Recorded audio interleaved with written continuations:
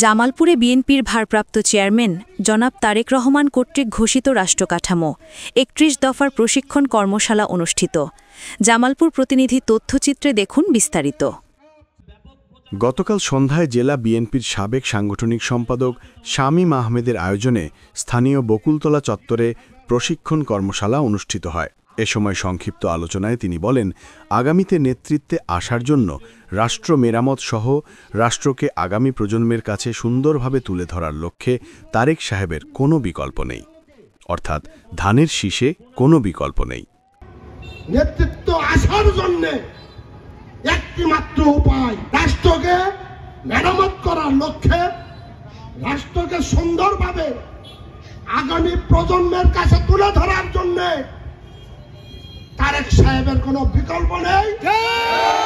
আগামী জাতীয় সংসদ নির্বাচনে ধানের শীষের কোনো বিকল্প নেই।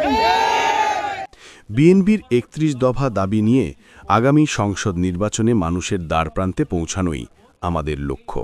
অন্যান্যদের মধ্যে বক্তব্য রাখেন জেলা কৃষক দলের সাবেক সাধারণ সম্পাদক বিষ্ণুচন্দ্র মণ্ডল, সরকারি আশেক মাহমুদ কলেজের সাবেক জিএস মনোয়ার হোসেন লিয়ন, জেলা ছাত্রদলের সাবেক সভাপতি মাহবুবুর রহমান জিলানী সহ অঙ্গ ও সহযোগী সংগঠনের নেতৃবৃন্দ।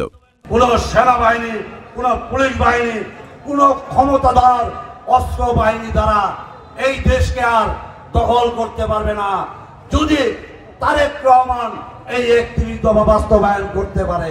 অন্তত একবার হলেও তারেক জিয়ার এই ৩১ দফা রাষ্ট্রীয় কার্য কাঠামো একবার পরে আপনার বিবেককে প্রশ্ন করে যেখানে খুশি সেখানে আপনি আপনার মূল্যবান ভোটটি দেবেন। শামীম আহমেদের নেতৃত্বে জামালপুর জেলার রাজপথ প্রকম্পিত হবে। ৫টি আসন আমরা শামীম আহমেদের নেতৃত্বে আগামী দিনে পদবিহীন নেতা শামীম আহমেদ তারেক রহমানকে ৫টি আসন উপহার দেবে। পরে প্রজেক্টরের মাধ্যমে বিএনপির ভারপ্রাপ্ত চেয়ারম্যান জনাব তারেক রহমান কর্তৃক ঘোষিত রাষ্ট্রকাঠামো ৩১ দফার প্রশিক্ষণ কর্মশালা প্রেজেন্টেশন করা হয়।